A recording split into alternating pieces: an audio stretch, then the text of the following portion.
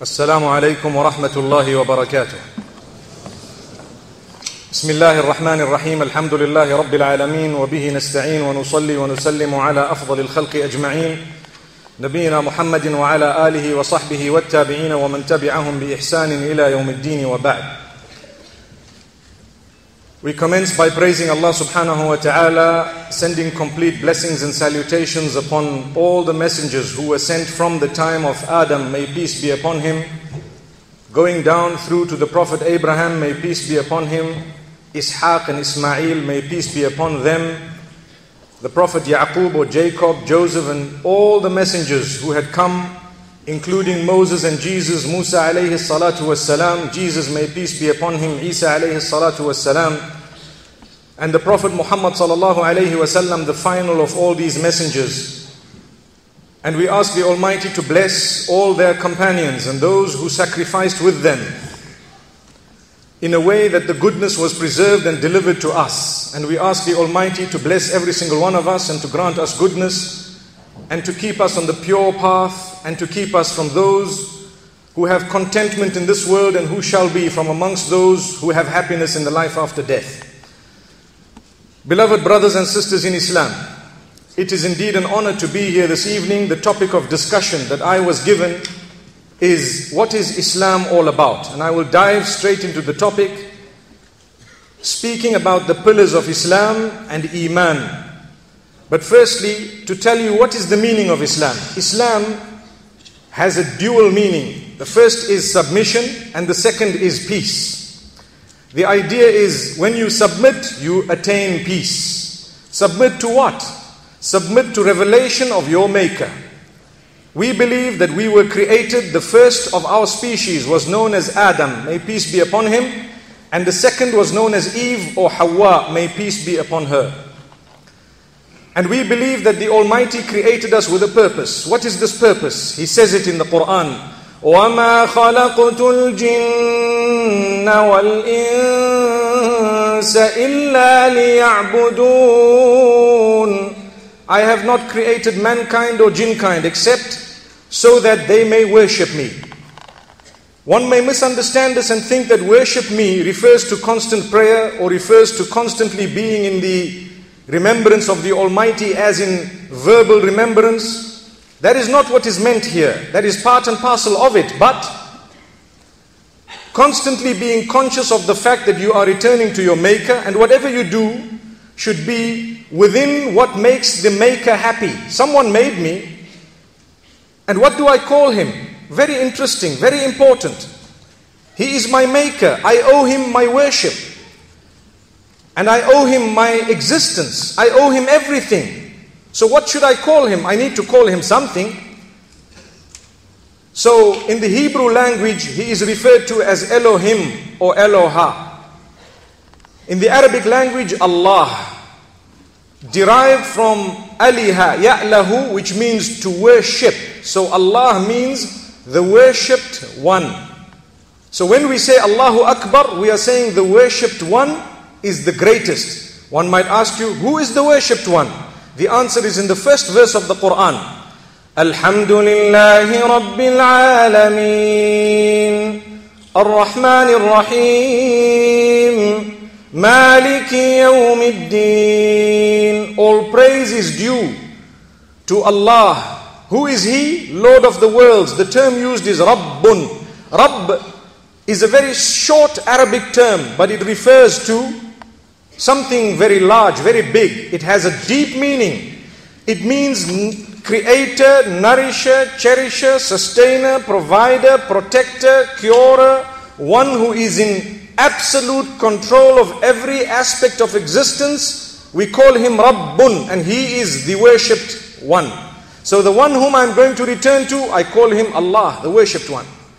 I have no risk in worship. I don't worship a stick or a stone, or a tree or a grave, or a saint or a prophet.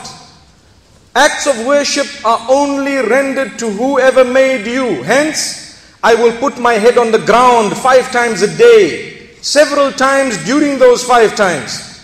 For who? For the one who made the same head and the face. the one who gave me a unique identity, the one who has given me my thumbprint and my iris. Allahu Akbar.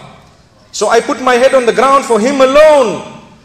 That which is the highest part of my body, I will drop it right to the ground for the one who made it, saying, Subhana Rabbi al-A'la. Glory be to you, my maker, nourisher, cherisher, sustainer, provider, protector, curer, the one whom I'm going to return to, the one who is in absolute control of every aspect of my existence. For indeed, you are the highest. That's what I say. That's the meaning of the term, Subhana Rabbi al-A'la. When I put my head on the ground, it's the plug-in, direct, me and my maker. That's it. And this is the beauty of Islam. This is what we need to know. Who is Allah? Some people say, well, you know, he must be one of the idols that was left on the Kaaba. No way. Not at all. Some might say, why do you face the black box? We don't worship it at all, my brothers and sisters. Not at all. We respect it solely because it is there for direction, nothing else. So that a dispute may not arise amongst the members of the nation. Where do we face? A rich man might say, my home, I have gold plates there. By the way, we're not allowed to use gold and silver utensils. I have gold plates in my home. I think I'd better build the mosque facing my home. And the others say, no, no, no. We have a country further down. Indonesia has the most number of Muslimin, mashallah. So let's face Indonesia. No.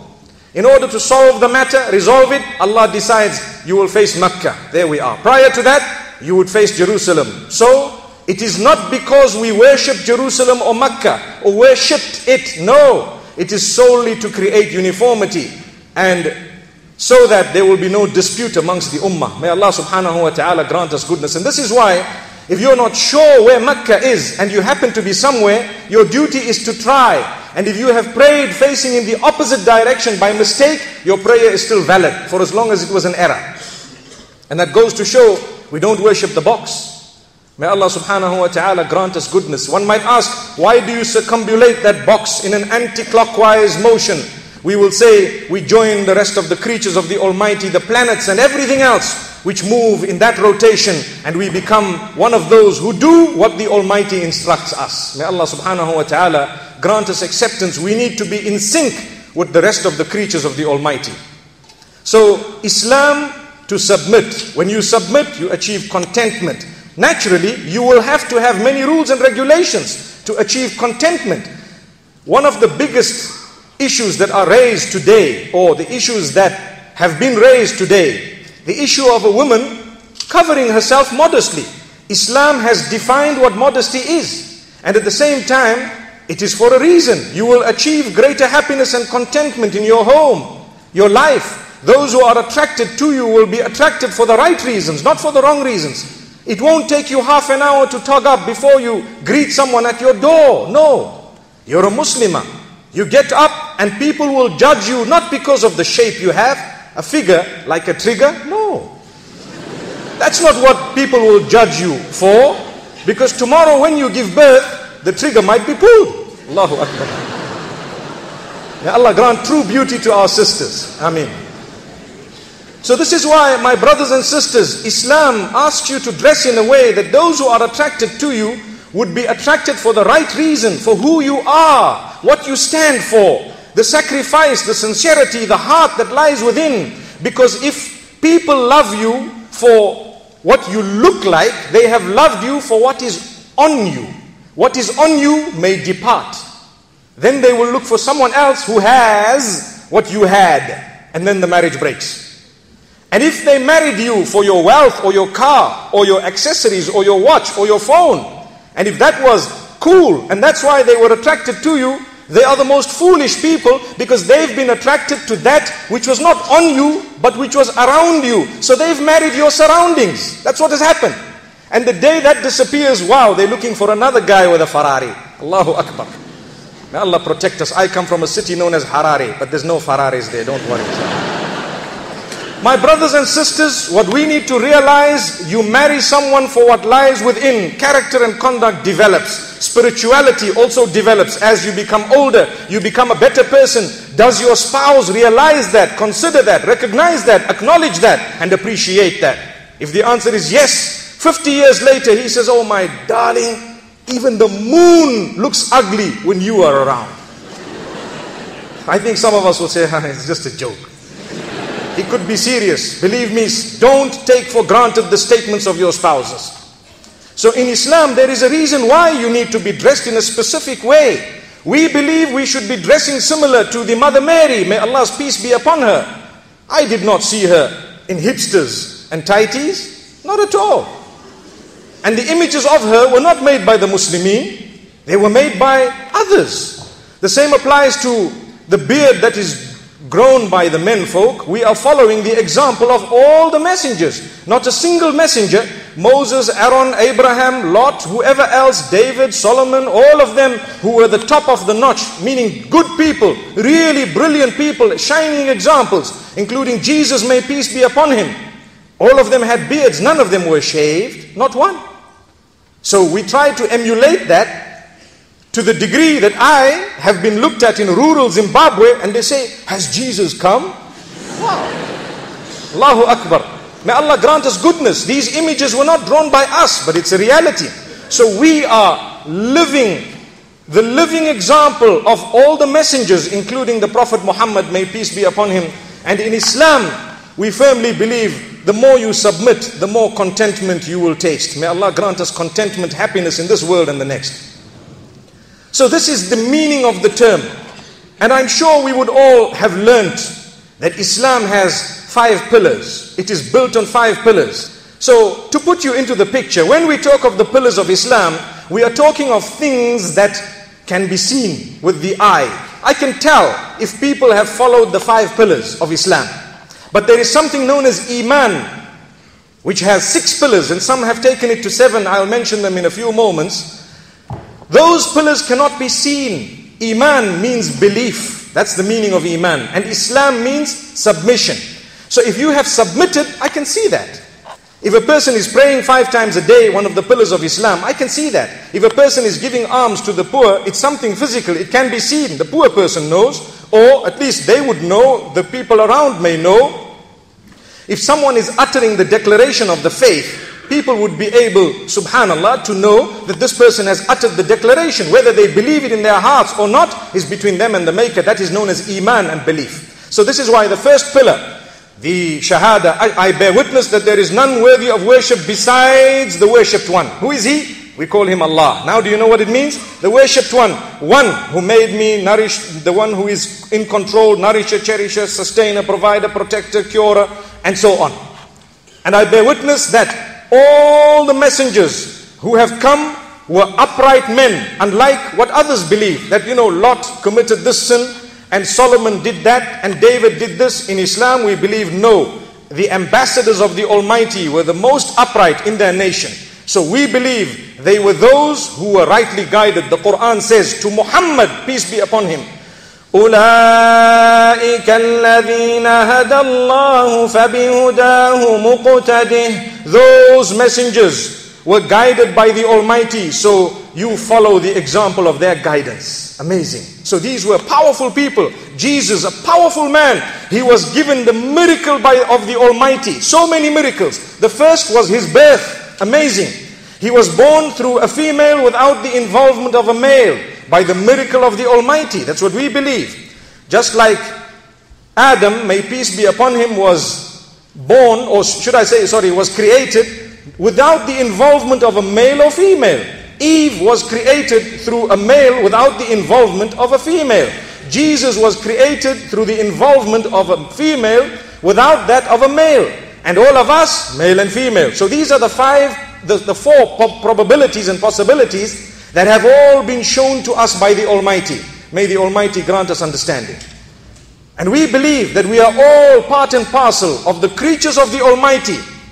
And we have a role to play as human beings and as creatures of the Almighty. The non-Muslims on the globe today are brothers and sisters of ours in humanity. That is something which means on compassionate grounds, humanitarian grounds, and as human beings who share the ecosystem and who share the globe, we reach out to them and we stand together with them in whatever is required to live on this particular globe. And this is the teaching of Islam. The Prophet, may Allah subhanahu wa ta'ala's peace be upon him, has taught this to us. and he has lived by it, and he has shown that this is the path. Every non-Muslim is looked at by true Islam as a potential Muslim. Subhanallah. Every non-Muslim is looked at by true Islam as a potential Muslim.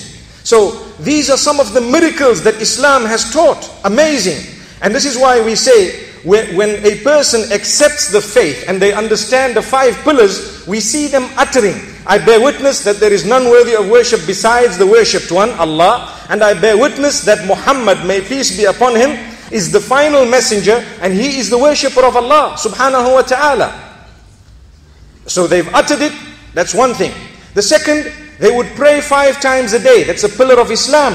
One might ask, why do you have to pray 5 times a day? Well, that's the Almighty. He decided you will get up and breathe fresh oxygen before it's contaminated by the breathing of the others of the same air. Allahu Akbar. You thought of that? Amazing. If you get up, the doctors will tell you that early morning air is so fresh. Well, the hadith says, بَشِّرِ الْمَشَّائِينَ بِالظُّلَمِ إِلَى الْمَسَاجِدِ أَوْ فِي الظُّلَمِ إِلَى الْمَسَاجِدِ بِالنُّورِ التَّامِّ يَوْمَ الْقِيَامَةِ. Give good news to those who walk out to the mosques in the dark hours of the night, of a shining nur or a light on the day of judgment. Believe me, whenever there is benefit of the life after death, there is firstly benefit in this particular worldly life. So if you were to breathe that air whilst you're going to the mosque, or even if you've opened the window and you are actually breathing the early morning air, you will have a much better day than those who have got up late, perhaps from the other side of the bed, as they would say, and groggy, and they don't even know the right from their left sometimes. May Allah protect us. So what a great gift. The timing is perfect. Just before you sleep, there is a prayer. As you get up, there is a prayer. Midday, there is a prayer. Once late afternoon, there is a prayer. And as the sun sets, there is a prayer. Very short. One might ask, is that the real word that you use, prayer? The answer is no. That's just the English, what can I say? The English word that is used in order to translate the Arabic known as salah. Salah is actually what we would term in the English language prayer, but prayer includes supplication as well. So when we say the 5 daily prayers, we are talking of a specific type of movement with actions and words that are uttered for the Almighty in a specific language. One might ask, why Arabic? I can give you a quick answer. The scriptures that have come from the beginning, we believe in all of them, but where are they? That's the question. I want to see the original manuscript. I had a few people, the Jehovah's Witnesses, who had visited me, and they were, preaching the Bible to me, and I asked one question, because obviously, I would salute them for the dedication of trying to go out and preach the faith. And I said, look, is there just one manuscript? They said, no, there are more than 36 different versions of the Bible. So I said, well, if all the Christians can get together upon one version, then I'm sure all the Muslims would accept that version. And they looked at me. I said, but that won't happen. I said, well then, you preaching to me, I have a more powerful book that all the Muslims have agreed upon, the word of Allah. How did we not lose it? Allah says, إِنَّا نَحْنُ نَزَّلْنَا الذِّكْرَ وَإِنَّا لَهُ لَحَافِظُونَ. We have revealed the book, and we are the ones who will protect it. So, in order to pray the 5 daily prayers, what is required for me and you, and even the new Muslim, you need to memorize at least a little portion of the book. At least a little portion. So that you can be from amongst those who say, I memorized part of the book even though I may not have understood the Arabic language, so I have contributed towards the protection of the word of the Almighty in the language it was revealed in. Subhanallah. So every one of you seated here, you would be knowing at least a short passage made up of perhaps 5 lines, 10 lines maximum. Perhaps that is the minimum that we would know by the will of Allah subhanahu wa ta'ala. Congratulations, you have contributed towards the protection of the word of the Almighty in the language it was revealed in, even though you may not have understood that particular language. Subhanallah. And this is why the word of Allah is memorized by so many people across the globe. It is known by so many people. If I were to make an error, I'm sure there would be so many people here who would be able to correct me. And they would say, no, this is a mistake. And if I were to read a verse, we would all be able to know where exactly it is. May Allah subhanahu wa ta'ala grant us goodness. So, when you accept Islam, or when a person is a Muslim, when we are praying, we stand up facing a specific direction, and we would say, the worshipped one is the greatest, and we would stand folding our hands, and at the same time, we would be declaring the praise of the Almighty and reading passages of the Quran in a specific language, because we need to contribute towards the protection of that book. Subhanallah. Amazing. So the Quran is the book. And these 5 prayers, if we take a look at them, they are a gift of the Almighty to discipline us. We stand in a specific place, we need to be clean, we need to be wearing a dress code that is covering specific organs and parts of the body, and at the same time, we look at a specific place. So if I can look at one place 5 times a day without moving my eyes, and I don't eat whilst I'm praying and so on, and I can control myself in that, then I can discipline myself outside the prayer and protect my eyes from looking at where I'm not supposed to be looking. Because I could do this, I've been trained 5 times a day for the sake of the Almighty, looking at one spot, for example. Why then, outside those 5 prayers, can I not, for the sake of the same Almighty, be controlling my gaze? Subhanallah. May Allah subhanahu wa ta'ala help us to understand the broader benefit of this prayer. Let's move on. If we take a look at supplication, which is to call out to the Almighty, we have no restriction. You can supplicate in any language. In fact, before you utter your words, the Almighty already knows what you want to say. يَعْرِفُ سُؤْلَهُ حَتَّى قُبَيْلَ النُّطْقِ بِالدَّعَوَاتِ. He knows what you want to say even before you've uttered it. Sometimes you want something, you need something, you want to call out to the Almighty, but your words do not really do justice to what you want, and the Almighty says, I know what you want, don't worry. And this is why you could say, Almighty, every single one of us seated here has different needs, different difficulties, different issues. You know what each one of us wants. Grant it to us. Ameen. Amazing. The Almighty, to call out to Him in terms of supplication, there is no language restrictions. Before you eat, after you eat, as you're embarking on a journey, when you come back, there may be a preferred set of words because they were uttered by the messengers and so on. But it's not restricted to that. It's not prohibited to say it in English in the name of the Almighty. And to pray, to ask and so on by means of supplication, no restriction. May Allah subhanahu wa ta'ala accept from us, and may He make it easy for us. So that is the second pillar of Islam. And as I said, if you were to pray, people would see it. If you were not to pray, people would see this person is not submitting. Thirdly, to give out alms to the poor. Alms to the poor, a specific percentage, 2.5% of your savings, and perhaps what you have in gold and silver, and perhaps what you have saved, as I said, and the cash you may be holding, 2.5% of it. I'm sure we would know the details, but in a nutshell, there is a small percentage of charity you need to give out on an annual basis for the sake of the Almighty. What He does not want you to cling to materialism. He says, I've given you what you have, 2.5% of that belongs to me. I would like you to give it on my behalf to the poor. So that amount does not belong to you, it belongs to Him. All you are doing is offsetting it on His behalf. And you don't owe it to the church or the mosque or anyone. No, you owe it yourself. You can go out to the poor and you can hand it to them yourself. Or you can give any one of your choice who is reliable that amount. It's between you and your maker.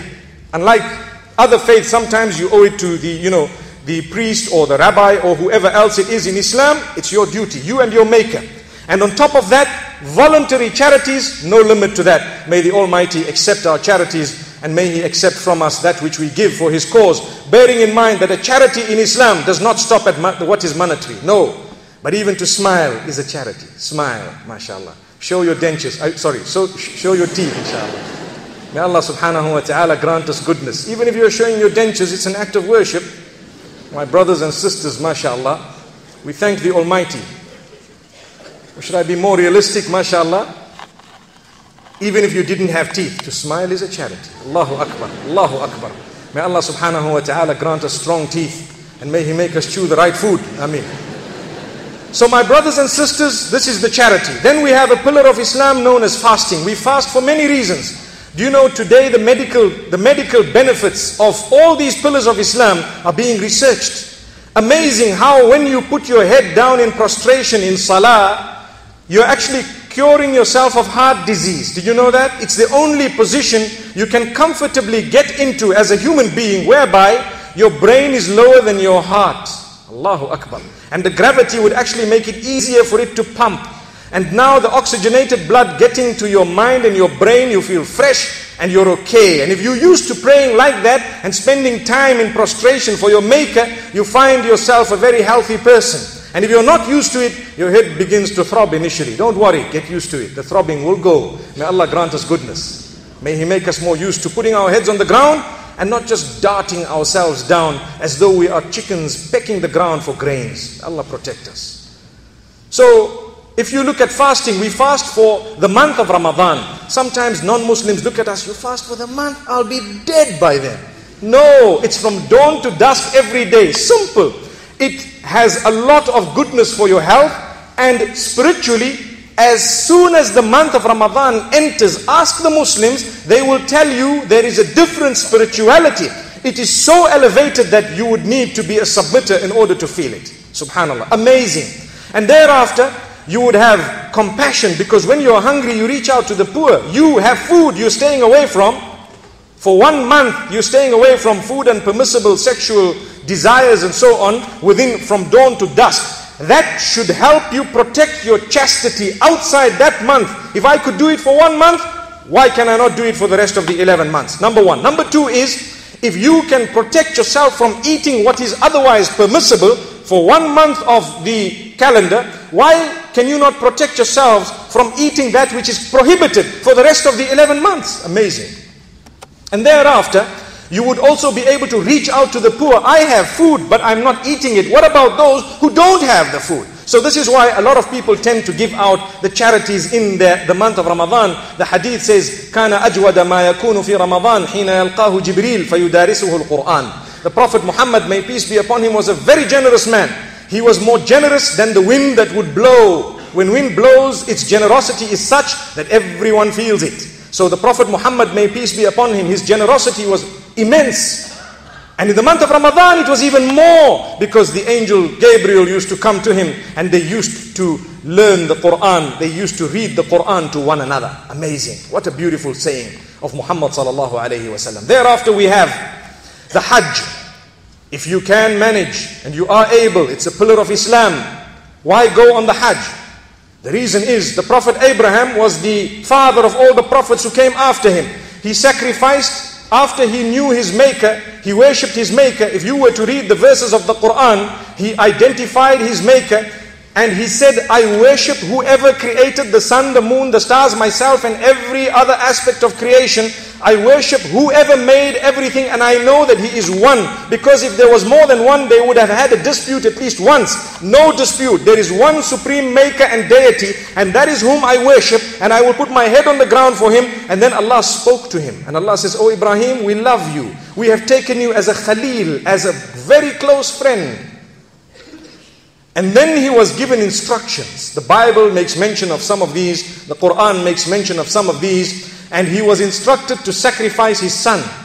Did that make sense? Listen very carefully. The answer is no. Doesn't make sense to anyone. Sacrifice your son? For what? But because he knew where it came from, and the source was my Maker, I'm going to do it. Allahu Akbar. And Allah knew that I'm not going to let something of this nature actually happen, but it's just a test. Why was that a test? He went forth. His son said, look, if the source of this instruction is the Maker, then Dad, go ahead, you'll find me from amongst those who are patient. Allahu Akbar. And his dad, really with tears in his eyes, went forth and he was trying to fulfill the sacrifice, and the Almighty really substituted the child with a ram from heaven. Hence, we have the Hajj. And we go to Mecca, we fulfill what the Prophet Abraham did in a slightly different way in order to commemorate the great sacrifice. But do you know what one of the biggest lessons is? He was ready to fulfill that which did not make sense to him because he knew the source of it. We at times are not ready to fulfill what makes sense to us, and we still know the source of it. How can we still call ourselves submitters? Sometimes people might argue, Why do I need to cover up? Why do I need to do this? Why do I only need to eat halal? Why do I need to do this and that? Well, the answer is, sometimes you may know why, and sometimes you may have to go out and learn why, but in the interim, it doesn't mean that you should just abandon it. Start fulfilling it. See, you may start achieving the contentment that you are really searching for after fulfilling that which may not have made 100% sense initially, but as gradually you worshipped and you followed, it would start making so much sense to you. You would feel the comfort, you would realize the greatness of it, and then you would say, Subhanallah, all praise is due to Allah. Look at that, the beauty of Islam. So this is the Hajj. We go and we pelt where the devil was at the time of the Prophet Abraham. May peace be upon him. He's not there right now. So what is the significance of pelting? When I've seen people taking slippers and umbrellas and sticks and whacking the pillar saying, hey, you Satan, come to my life every other day. Today I'm knocking you out. And they start beating. What's the point? You don't take a rock and hit it. Islam teaches you that every one of us has bad habits, bad qualities, some sins that we might be hooked onto, and addiction and so on. So as you are pelting, the significance is, you say Allahu Akbar, the greatness of Allah is declared, and you say whether shaitan likes it or not, here goes. Here goes what? The biggest bad habit I have. One, gone. So what is that? Say for example, adultery, never again. I leave it in Mina, it's gone. The next bad habit, jealousy I have, out, it's gone. The next bad habit, something else. Perhaps people who are hooked onto pornography, and that is a scourge of the age, gone. What else? Perhaps your envy, and maybe you might be a person who might have done something bad. So many bad qualities. We will pelt at least 49 little pebbles within a space of 3 days. 49 of your major habits out in Mina. When you come back, you're as pure as the day you were born. Amazing, amazing. So what was the significance of that? I purified myself. I've come back. I spent a night in Mina. I pondered over all my weaknesses. I might have jotted them down. And when I came back after Arafah, I left them in Mina and I came home as clean as the day I was born. Man hajja walam yarfath. The hadith continues to say, Raja'a kayawmi waladathu ummuhu. A person who goes for the Hajj and he has not engaged in immorality or vulgarity and so on, he's fulfilled it properly, would return as pure as the day his mother gave birth to him. Amazing. So this is the Hajj. So the 5 pillars of Islam I have spoken about, these are things that you can actually see. When someone utters the Shahada, the declaration of faith, you can see it. People are praying 5 times a day, you can see it. People are giving alms to the poor, you can see it. People fasting in the month of Ramadan, you can notice. People going on the Hajj, you can see. Something is higher than all this. What is higher than Islam? That which is known as Iman. Iman meaning belief. Now to believe what you've uttered, I believe that Allah is one and Muhammad, peace be upon him, is the final messenger. That is now a higher level. So if you believe Allah is your maker and He alone deserves worship, you will search your life to make sure that nothing that you do within your life is in transgression to what the Almighty has taught. May Allah subhanahu wa ta'ala grant us goodness. And if you believe that Muhammad was the messenger, may peace be upon him, you would understand that what he brought was a completion of what Jesus came with, what Moses came with, may peace be upon them all. And you would understand the idea of Islam is obedience, submission. And Muhammad, may peace be upon him, has come with that which is very, very similar. In fact, it is a completion, as I said. And he has come to teach us how the Almighty wants to be worshipped. This is why there is something known as an innovation. Innovation means something the messenger did not teach and it is an act of worship. So if you were to look at light and the roof and the paint and the ceiling and the buildings, that's not a direct act of worship. So innovation does not enter that territory. But if I were to worship the Almighty by saying, okay, I'd like to worship the Almighty, I'll raise my right hand and I'll hold it up towards the sun for 15 minutes and I'll say, God bless me, God bless me, God bless me. As a Muslim, I'm not allowed to do that because you do not create an act of worship on your own. The messenger's job was to teach me and you how to worship the Almighty. So just go and see what he said. He said you make so many units, you do this, you do that. Yes, when you want to supplicate, you can raise your hands and supplicate. You can call out to the Almighty at certain times and at any time. Amazing. But to do an act of worship he didn't teach, that is part and parcel of believing in the fact that he was the messenger. May Allah subhanahu wa ta'ala grant us goodness. Thereafter you have belief in the angels. Amantu billahi wa malaikatihi. They are angels, the angel Gabriel. Mikael, mashallah, a friend of mine visiting from Malaysia, mashallah, for this function. Mikael, mashallah. And we said, wow, at least it wasn't, the angel of death. Allahu Akbar. Allah grant us goodness. Allah bless us all. So Mikael, an angel. Jibreel, the angel, certain angels mentioned, we know, لا يعصون الله ما أمرهم ويفعلون ما يؤمرون. The Quran has a great description of who the angels are. They do not disobey. They are there for reasons. Every human being is born. They have a soul. The soul is given a uniform. The uniform is known as a body. You will remove the uniform when you go into the life after death. Your uniform is left back and you continue. So what I have right now, we call it a body. It's actually a uniform given to the soul in order to test it during its life at this big school known as my life. It's a school. I will graduate one day, and what will happen? I need to, inshallah, get my certificate. I'll remove my uniform and I'll come for the graduation and I'll be given my book. That's what it is. So what you are holding now, this body, is a trust entrusted to you. I cannot tattoo it as a Muslim. I cannot cause harm to it. I cannot do whatever I want to it. I can do whatever the Almighty has permitted me to do on this particular body. This is why we need to look after our bodies. We do not consume that which is harmful to the body. People ask about cigarettes. Well, if it's harmful, don't do it. You're a Muslim. People ask about shisha. Wow, the in thing. The shisha lounge. We'll meet there. Yeah, not a problem. It's becoming a big thing. Believe me, if it's harmful to your body, a Muslim should not be there. That's the best way of wording it.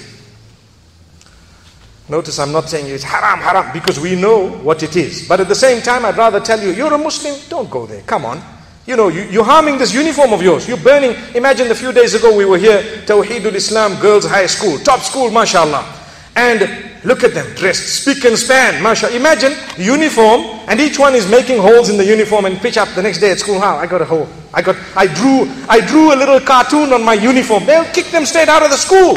Come back with a better uniform. And we tattoo our bodies. Allahu Akbar. Muslim, don't do that. May Allah protect us. May He forgive those who may have done it. Remember, you just ask the Almighty for forgiveness and He will forgive you. I need to pause there for a moment. The issue of forgiveness. One of the most powerful gifts of a Muslim. Your sin is your secret between you and your Maker. You don't even confess it to your spouse. Did you hear that? That's Islam. Your sin is your secret. It's between you and your Maker. In the darkest corners of the night, you have 4 conditions. If you meet them, you're as pure as the day you were born. Any day, any time. What are the 4 conditions? Admit that you were wrong. Regret it. Say, I'm sorry, I ask your forgiveness, and promise not to do it again. Wiped out. Between who? You and your Maker. No confession to anyone else. That's Islam. This is the beauty of the faith. So no matter what I've done in the past, even if I've done things that are irreversible, you get people who've tattooed, we were talking about it, I'm just going to make mention of it, and sometimes they would regret it later on, and they cannot reverse it for whatever reason it is. Well, you're going to have to live with that, but who knows, the Almighty would have forgiven you because you regretted it and you really don't like what you did. So never lose hope in the mercy of Allah. قل يا عبادي الذين أسرفوا على أنفسهم لا تقنطوا من رحمة الله إن الله يغفر الذنوب جميعا إنه هو الغفور الرحيم. O Muhammad, peace be upon him, tell my worshippers, whoever has transgressed against themselves beyond the limits, that Allah is most forgiving, most merciful. He will forgive all the sins that human beings have engaged in. Let them turn, for indeed they need to turn before it is too late. So turn to the Almighty. I always say, you have a sin, turn now. Here and now. Ya Allah, I'm going to leave this habit, that habit. I regret it. I feel I've done wrong. Don't want to do it again. I promise you from this day, I'm going to improve. And you see yourself feeling so good within an instant. Never ever does the Almighty reject your repentance if the 4 conditions are met. No, He won't reject it. So don't think He's rejecting it. The devil comes to you and makes you think there's no mercy for you. That's the devil. There is always mercy. So this is the beauty of Islam. This is what Islam is all about. And this is how we are different from other faiths. You do not confess to anyone. You confess to your Maker. If you have told someone a sin, you may regret it. You may regret it. May Allah subhanahu wa ta'ala open our doors And may He grant us goodness. So we were speaking about belief in the angels. You have amantu billah, I believe in Allah, I believe in the angels. Wa kutubihi, I believe in all the previous scriptures that were revealed to all of them. David, the Psalms, the scriptures of Abraham and Moses, the Torah and so on. I believe in the Injil, the Bible that was revealed to Jesus. All these books, we believe in them. If the original manuscripts were here today, we would have to submit to them because they would conform to what has come in the Quran. We believe they've been lost, they've been changed. That's what we believe. So we are not allowed to base our whole life on something that is debated, something that people are not sure whether it's authentic or not. I live once. If I live once, I cannot risk that life. I need to make sure it's based on something real. So I will worship my Maker alone. I will never put my head down on the ground for the Prophet Muhammad, peace be upon him, or the Prophet Jesus, may peace be upon him. But I will put my head on the ground for the Maker of Jesus and Muhammad, may peace be upon them all. Allah subhanahu wa ta'ala. And Muhammad, may peace be upon him, never ever said, worship me. We believe, the Quran says, Jesus, may peace be upon him, never ever said, worship me. He said, worship my Maker. Worship God above. Worship my Maker, the one and only. That's what we believe. The Quran has said it. May Allah subhanahu wa ta'ala grant us goodness. So we believe in all the scriptures, kutubihi, the scriptures of Allah. And we believe the Quran is the only authentic scripture. And it is the final book.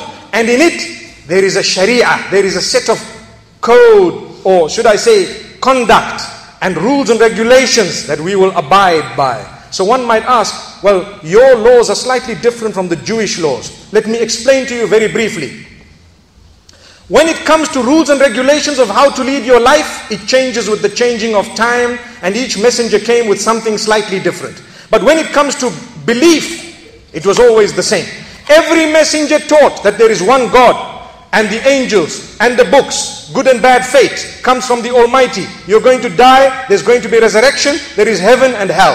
Every single messenger taught the same message in terms of belief. So don't think that the message is different between Jesus and Moses and Aaron and Abraham and the others and Adam and Noah. No, it was all the same. They all taught there is a life after death, responsibility, answerability to the Almighty. There will be a day of resurrection, you're going to die one day, and so on and so forth. All this belief was the same, completely the same. When it comes to matters of leading life, how to pray differed with the different times and so on, different prophets and messengers.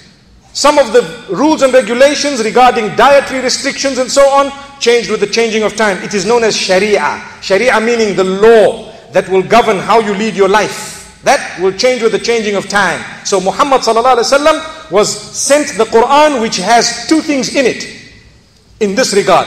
One is belief and one is the sharia in terms of law, rules and regulations. So the rules and regulations are there, and the belief is exactly the same that you will find from the time of the beginning of creation. May the Almighty grant us a deep understanding. So these are the books, the Quran being the final book. And we believe it has not been changed at all. At all. It's the word of Allah. Read it. Understand it. It is your gift. It is the most powerful word in existence at the moment. Believe me. Try it out. Listen to it. Read it. And open your heart and mind. As a Muslim, as non-Muslim, you will find much comfort in this heavenly book. It is the word of your Maker. Allahu Akbar. And He talks to you. He speaks to you. It is totally different from the Bible and the other books. Because the way it is put forth, you will see very clearly, this is the speech of the Almighty talking to myself and yourselves. May He grant us strength. Then you have the messengers. As I said, we believe in all of them. Every single one of them we believe in. Jesus, may peace be upon him, he had a miraculous birth. As I said, we believe he was not known as the Son of the Almighty, but rather the messenger created miraculously without the interference or involvement of a male. And at the same time, we believe he was not crucified. We believe he was taken up to heaven before he was harmed by the Romans. And we believe that the traitor who wanted to hand him into the Romans was the one whose face was changed to his face, and he was the one crucified. Yet Jesus, may peace be upon him, was protected by the Almighty, raised up to the heavens in his form and life that he had in the world, and he is alive today, and he shall return towards the end of time. That is Jesus, may peace be upon him. And this is what we believe about him. Amazing.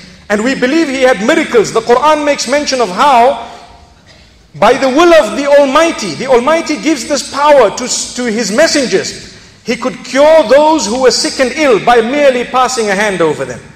He could create a little bird-like structure made of clay, and he would blow on it and it would begin to fly.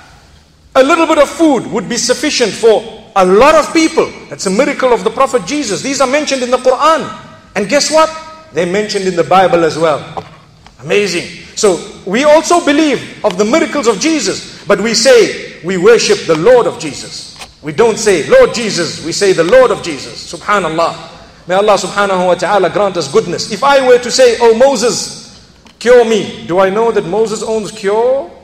It's a risk. Some might say yes he does, and the Muslims will say no. So there is a debate about it. If I were to say, oh Jesus, cure me, some people would say yes he would, and others will say no he won't. So there is a question mark. Why risk? If I say, oh Muhammad, cure me, some might say he will and some will say he won't. Risk. Why do that? Oh owner of cure me. Can anyone say you're wrong? Oh owner of cure me. Can anyone say you're wrong? Oh you who made me, oh you whom I'm going to return to, have mercy upon me the day I return to you. That is Islam. Allahu Akbar. Oh you who is going to be in control of my existence in the grave and thereafter, have mercy on me the day I die and help me through getting through the other side. Allahu Akbar. That is Islam. This is why we have so many names and qualities of the Almighty. It's a gift of Allah subhanahu wa ta'ala. Amazing.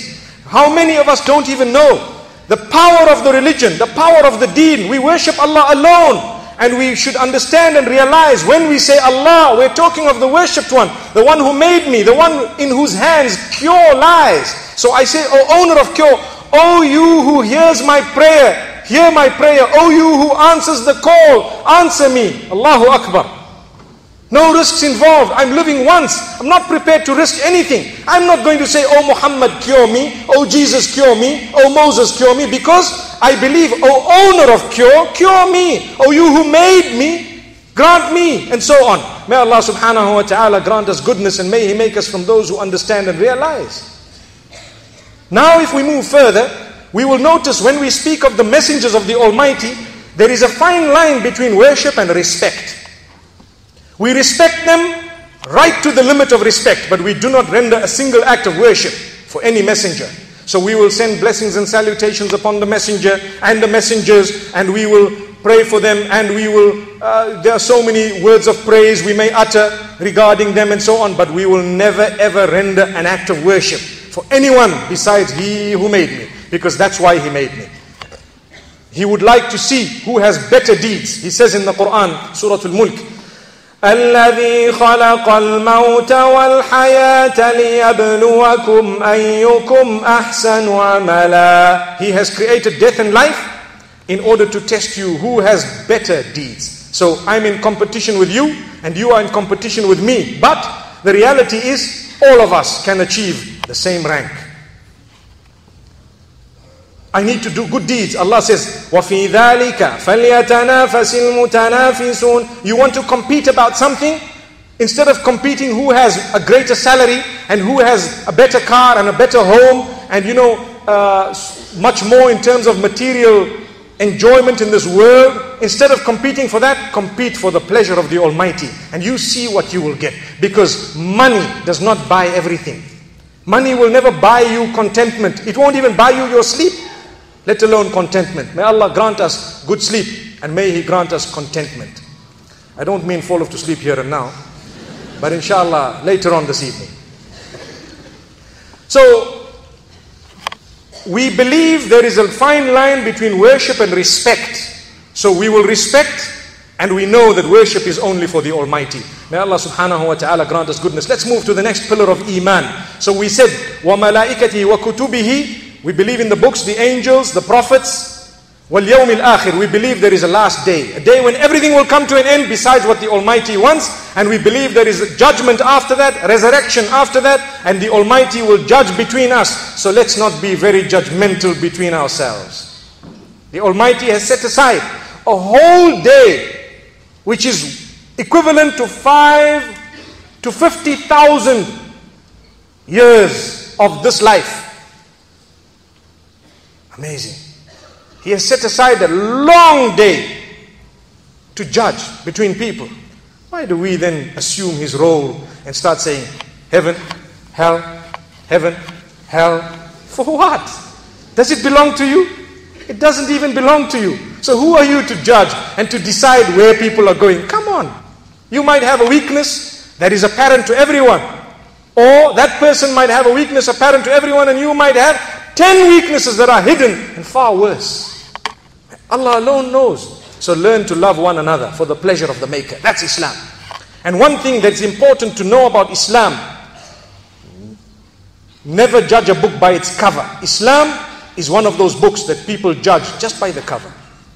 We, who are Muslims, are very guilty of not portraying the correct image of Islam. So people think it's a religion of fanaticism, it's a religion of terrorism, it's a religion of this and that. Sometimes, because of our own deeds and the way we operate, we couldn't even bother to help a person just because they're not a Muslim, and we did not go and search the life of the messenger. His character was such that it left a deep impact in the lives of those who interacted with him, to the degree that the bulk of them turned to the faith.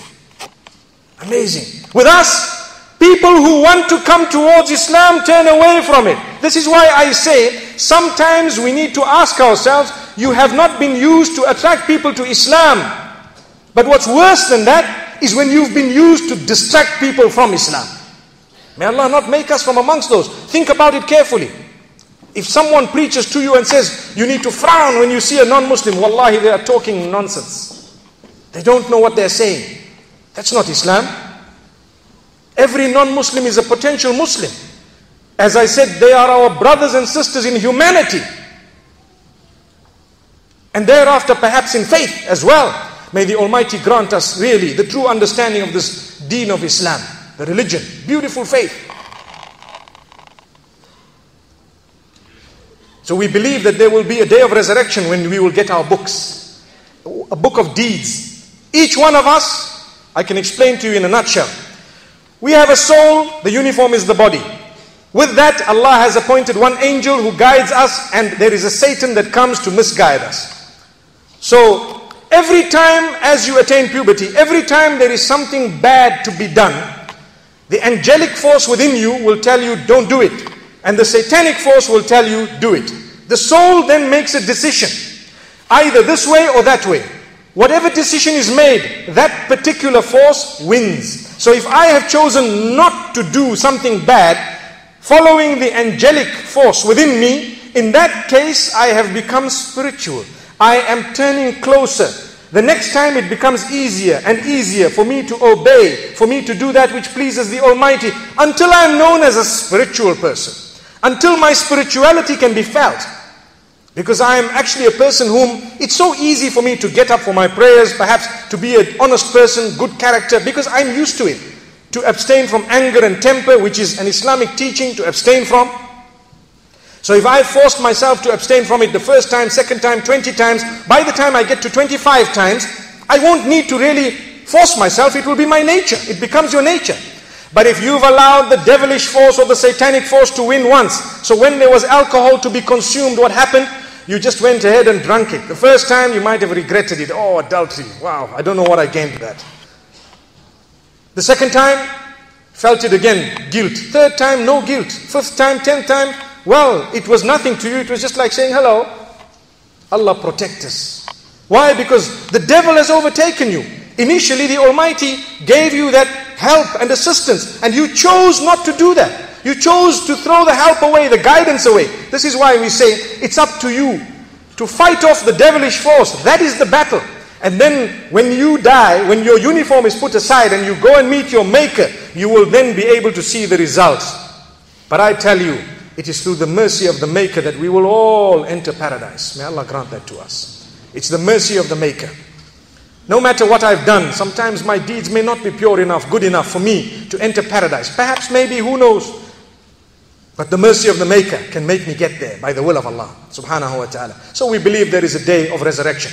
And then there is a pillar of iman and belief where we believe as Muslimin in fate. Good and bad, fate comes from the Almighty. Destiny is from the Almighty. Whatever I want to achieve, I must try my best within the capacity and means given to me by the Almighty. If I want to get good results, I need to work hard. If I was lazy and then I fail, I'm to blame. But if I work very hard and I still fail, I put my hands down and say the Almighty decreed that. Allahu Akbar. If I was traveling at 200 miles an hour and then I made an accident, whoa, I'm to blame. But if I was going through upon the speed limits and still someone knocked into me and something happened, well, that was decree, destiny. May the Almighty grant us goodness. May He open our doors. So we believe good and bad fate comes from the Almighty. You've lost a loved one, well, you need to surrender to the fact that that has to happen. You will lose your loved one, or they will lose you, or both of you may go together. One day you will meet them again somewhere by the will of Allah subhanahu wa ta'ala. So this is Islam, this is Iman.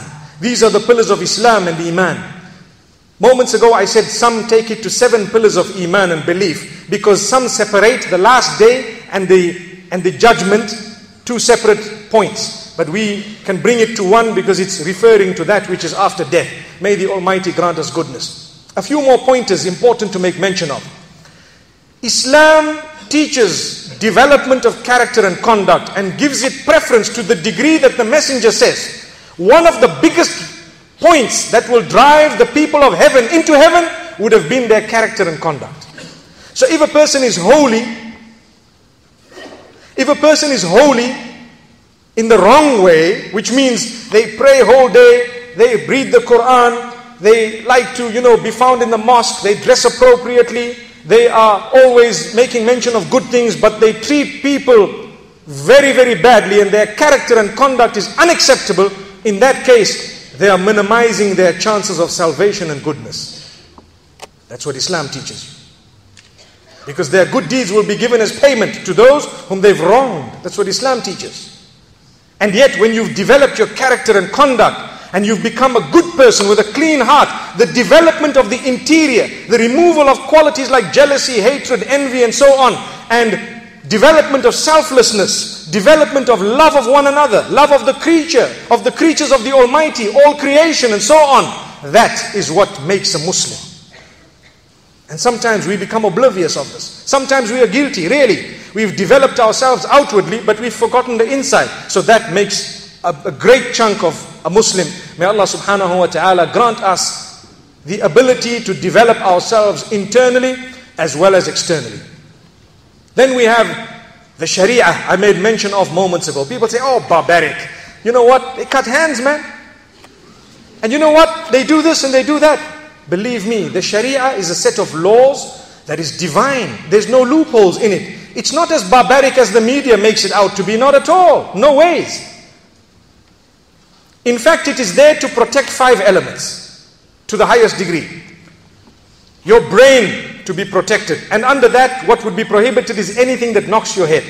Like alcohol, intoxicants and so on. Even oppression, you oppress someone to the degree that they are suffering, getting to insanity and all that. Totally prohibited, because don't play with the brains of people. Moments ago I was saying, a lot of people tell, sometimes nowadays you have people who fake that they love you.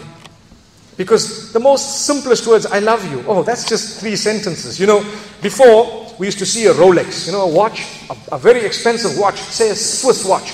And a guy comes to you and says, I can sell you this Rolex for 10 pounds. You say, what? A Rolex for 10 pounds? And then he says, yeah, this one is made in China, You say, but it says here, Swiss made in Switzerland, Swiss. The guy looks at me and says, if they can make the whole thing in China, the easiest part is to write there, made in Switzerland. The easiest part is to write there, made in Switzerland. The more difficult part was to imitate the whole thing. So with us sometimes, may Allah subhanahu wa ta'ala grant us protection. We have issues that we need to deal with. You see, the Sharia, it protects the human brain. Anything that has to do with taking away the brain is considered unacceptable. Why? That's what makes you different from animals. What makes me different from an animal? The cow. My brain is far more superior. Allah's given this to me. And this is why I need to answer to Allah. So, no drinking, no alcohol, no oppression, and so on. We're not supposed to be engaged in all of this. Point number one. Point number two, the protection of your lineage. Lineage is sacred. The Almighty chooses your father for a reason. You have rights to fulfill, and he has rights to fulfill. And it is a test. Your father can be a Muslim or a non-Muslim. They have rights. The Almighty chooses your mother. Your mother has rights, and you have rights over her. She can be a Muslim or a non-Muslim. The Almighty chose for you and me. Nobody applied, none of us. No application forms were filled, not at all. Perhaps they may have prayed for you. This is why I always say, your parents, you owe them a lot. You never prayed for them, but they may have prayed to have you. Allahu Akbar. Have you ever thought of that? So if you take a careful look at this, lineage is sacred. So what does it prohibit under that? It prohibits adultery, fornication, the sperm banks and so on. All this is prohibited. To have IVF, donations of other people, prohibited because it tampers with your lineage. Yes, if it is husband and wife, we need to know clearly whose child is this, where do they belong, and so on. May the Almighty help us to fulfill the rights of our parents. And then you have the Sharia coming to protect. The Sharia of Allah subhanahu wa ta'ala protects your wealth. So anything to do with usurping your wealth and mine will be prohibited. No stealing and no cheating, deceiving. The business ethics and everything come into play. Interest makes the rich richer and the poor poorer. Prohibited. Anything that is detrimental to you, the Almighty knows about it. He prohibits it. This is the Sharia. It will protect your wealth fairly. At the same time, it protects your dignity. The Sharia has come to protect your dignity. People who want to accuse you of adultery, they need to be dealt with. People who want to swipe at you, defame you, they will be dealt with. And the Sharia comes to protect faith and religion. Nobody forces you to enter the fold of Islam. You enter it on your own. The Sharia comes to protect faith. You have freedom of religion. In Islam we believe, Lakum deenukum waliya deen. You have your faith, I have mine. You're different, I'm different. You follow, I follow. Don't trample, I won't trample. Amazing. That's the law. May Allah subhanahu wa ta'ala grant us goodness. So this is the Sharia. It's not barbaric. I'd like to pause on one point. You see the cutting of the hand. People say, well, if they steal, they cut hands. So it's very barbaric. Let me tell you, it's not like that. The Sharia, a lot of the laws are deterrent, very much deterrent than a penalty, penalization. Because if a person steals, they need to have stolen from a specific place, more than a specific amount. They need to be sane, and witnesses need to have witnessed what they did. And thereafter, if all these rules or if all these conditions have been met, the judge may decide what to do with that person. The highest penalty would be to cut the right hand at the wrist. That's Sharia. Allah knows why that will happen. But in a lot of cases, it doesn't get right to the highest point because there is something within the conditions that may not be met 100%. I can give you an example of the stoning to death. People say, wow, barbaric. To this day, I don't know of a single case, reality, of a person who's been stoned to death by witnesses with the conditions. If anything has ever happened in Islamic history, it's because of confession and reiteration of that confession throughout. Because there is a difference. If one confesses and if one is nabbed, for example, you need 4 brilliant Muslim men who pray their prayers and who are dedicated Muslims to have witnessed the act of adultery. It has not happened. Because at the same time, Islam teaches you, when you see something bad, look down. So imagine 4 bearded guys, who are sitting in the front of the mosque saying, we saw this woman, and we saw this man, and we all went, and I said, come, see. So to be honest with you, it's more of a deterrent than anything else. Allah gives you time. He is showing you how bad. He's showing you how bad it is. It's a crime. And if you've committed it, you have the door of repentance. You repent, and I've given you the conditions of that. And this is what Islam says. So it's teaching you purity, chastity, cleanliness, morality. And this is why we say, when you cover your body, my sisters, do you know what happens? You are appreciated and valued in the true sense. You don't have to be enslaved by the male eye. So you walk and you're just the sex tool, and you're just this point of attraction. Everyone looks at you, wow. And when you become a mother, they don't look at you anymore. But subhanallah, if you were dressed appropriately, then men would get along with their business, and so would you. And you know what? Mac and everyone else would go bust. Allahu Akbar. May Allah grant us the nur. May Allah grant us the light that He gives on our skins. And I tell people, you know what? Allah gives you nur. Allah gives you a light that shines on your skin. Why do you mac it up? It's a fact. You're blocking it, you're closing it, you're burning your skin, such that when you wash it off, you look at yourself without makeup and you say, oh, I can't even see my husband anymore. Allah protect us. You have a beauty that needs to be appreciated internally and externally. Allah gives you a light that shines from your face on your skin. May Allah subhanahu wa ta'ala beautify our sisters. So imagine if all women, just say a scenario, Sharia implemented, for example, and all women were dressed in a specific way, modestly. What would a man have to compare? When he gets married, whoa, that's his queen. Because when he looks left, someone is covered. He looks right, someone is covered. So he's so happy with what he has because he doesn't compare. But the reality is you're married, and you married your wife for her legs. Wow. And guess what happened? You went to the mall and saw better legs. So you come home and you're upset and you're busy on your phone. Who are you tweeting? Trying to find out who was that. Why I need those legs. You'd rather go and have chicken legs from the closest halal restaurant. That's better for you. Allahu Akbar. My brothers and sisters, do you see the logic? So if you are covered, you are appreciated by who's supposed to appreciate you, not the rest of the world. Marriages are breaking because of this. If a person has married you because you displayed a figure in public, remember, my sister, there are 1,000 others who will have a better figure. Even if yours was Miss World at one stage, there is something known as Miss Universe. You need to know that. So it doesn't stop. Allah says, don't follow the rat race and become a mouse or one of the mice. No, what you need to do is cover yourself decently, modestly, so that the male can appreciate you. And he really won't have much to compare you with, and you are the queen. Because when he looks, as I said, left or right, he sees covered up women. And that's what it is. This is the beauty of the Sharia. But people don't understand. No, it is barbaric. You know, you are actually blocking this woman. Believe me, if you take a careful look at it, it is liberation.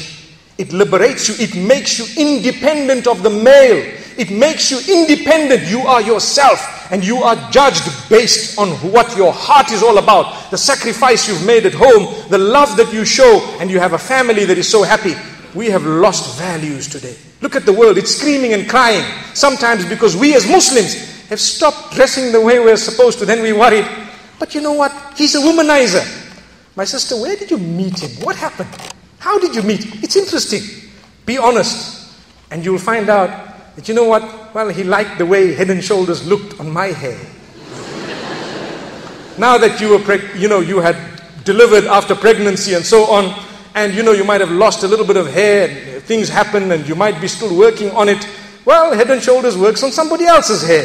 Allahu Akbar. Is that what a woman is all about? Just to look at and to say, I want that one and this one? No.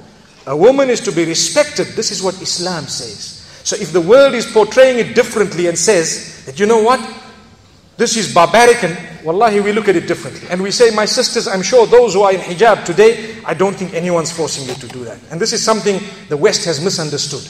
People think we're forcing. No force. If anyone is forcing, wallahi, to be honest with you, in this particular country, it's a free country. It's one of the most free countries. The freedom extends beyond what I would even term freedom. Subhanallah. So we are so free. And you're trying to tell me that people are being forced, and yet there are so many people who covered from head to toe in this country. Allahu Akbar. They know the feeling of that liberation they have within.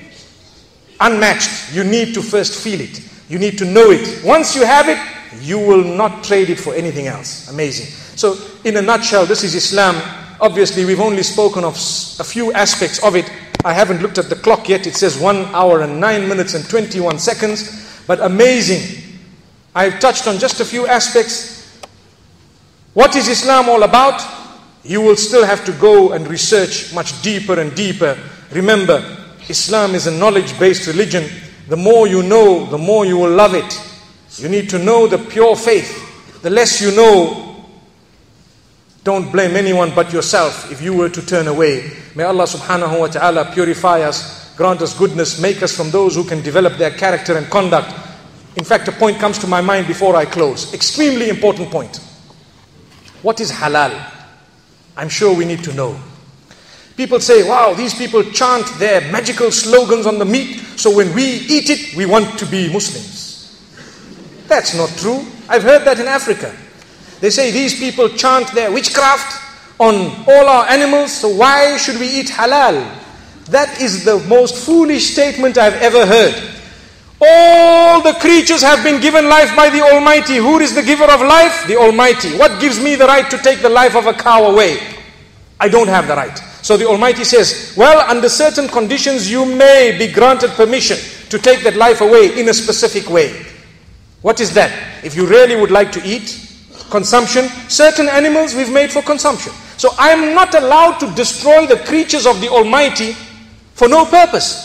I cannot even destroy the ecosystem without purpose. If I want to cut trees down, I need to ask myself, why am I doing it? If there's no purpose for it, leave the tree. It has life of a different nature. You're a Muslim. You need to be at peace with everything else. But yes, if there is a need for firewood or there is a need to clear the path, I may say, in the name of the Almighty, the giver of the life, and I begin to cut that tree. So what about insects? Before you spray your mosquito repellent, mosquito? Well, if it's making that little sound, irritating sound, I'm talking of Africa, I don't know about here, but I'm sure you get mosquitoes here. That little sound that irritates you, before you spray your doom, you say in the name of the Almighty, Bismillah, you spray your doom. What happened? They were doomed.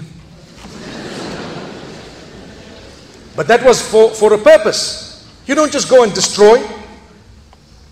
If a reptile is harming you, you may. By the name of the Almighty, you need to take His name because He's the giver of that life. Who are you to take it away? So when it comes to the animals, there are certain animals that are permissible to eat. You cannot just be barbaric. The way you have treated the animal from the point of its birth to the point of its slaughter is extremely important. You need to be completely humane even with animals. You need to treat them, give them that life that they deserve, feed them properly, give them that air and the space. If you were to look at abattoirs that belong to non-Muslims, they are very barbarically run. To be honest with you, I've visited, I've seen, we are so shocked, nauseating. And people say, yeah, you guys are doing something that's very barbaric. Oh, come and see, we'll show you how it's done, come. So now, when we get to the cow, for example, or the sheep that has been fed properly, and it has not been force-fed and kept in a pen like the ducks of the world and the chickens that don't even grow feathers anymore because they are modified. Their sole purpose of being given life is to grow until they are killed brutally in order to be served on the table. They're not halal. We don't want that. It must be accorded its life. It must be treated as a proper chicken. It must be treated as an animal, a bird, whatever it is. It must be fed properly. And at the same time, you bring it to the pen. You slaughter it in a way that it does not witness the others. And at the same time, such a sharp blade. And why is it that the throat is used? Because of the central nervous system. Powerful statement. Sometimes people hack these animals to death. People say, you need to stun these animals. Did you know that there is research that proves that stunning an animal actually creates greater pain than if you don't stun the animal? People say, how? Go and check. You're confusing the animal totally. You're killing it unconscious. What are you talking about? Amazing. If you were to get cut with a blade as you're shaving, you won't even know that you're cut until water goes on it. Why? The razor was very sharp, very sharp. So we are to use a sharp blade, quick slice. When I burn my fingers, what happens? A message goes from the sensory nerves to my brain, central nervous system, that you know what, something has happened here. The brain comes back and the message goes through the bloodstream, central nervous system. It says, you are hurt, lift your hand up. And I do this. It happens within a split second. But if the central nervous system is ruptured from the jugulars, the pain, the message goes up, it gets stuck there because it cannot go up anymore. Blood system, bloodstream out. So what happens? It numbs to a halt. There you are. That is halal. If you were to slice it, the message will not go from the bottom to the top, nor from the top to the bottom, because the jugulars are gone. Windpipe and food pipe. And you have to take the permission of the giver of that life when you are slaughtering it. If not, we don't want to eat that. You have stolen it from the property of God. Allahu Akbar. How can you just cut an animal? Who are you? Who are you to take that life away? You need to say, in the name of the giver of the life here, I'm taking this by your permission. Such a humane way, beautiful. That is termed halal. You are taking the life away. And this is the original system of the Jews and the Christians. It is the original system that was taught by all the messengers. Islam adopts it quite strictly, and so does Judaism. And I'd like to think Judaism adopts it even more strictly. Go and study, you will find it.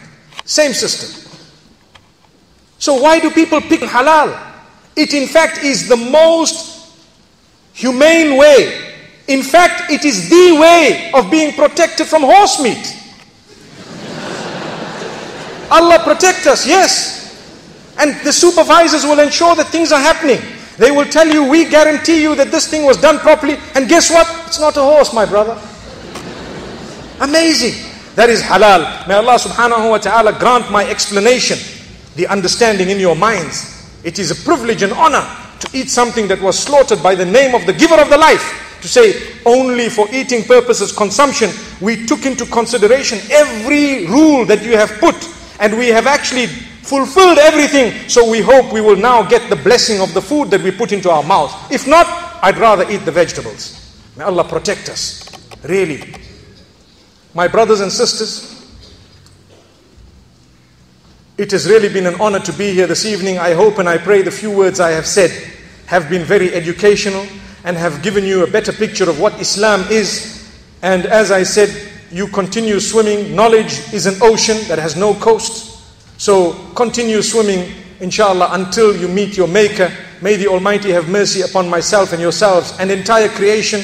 And may we live in a happier world, a globe that sees peace and tolerance, a globe that sees justice, a globe that sees alleviation of suffering, a globe that sees humanitarianism, and a globe that sees us all reaching out to one another. And until we meet again on any other occasion, if not in paradise, we say, Sallallahu wa sallam wa baraka ala nabina Muhammad, Subhanallah wa bihamdih, Subhanakallahumma wa bihamdik, Nashhadu an la ilaha illa anta nastaghfiruka wa natubu ilayk. Assalamu alaikum wa rahmatullahi wa barakatuh.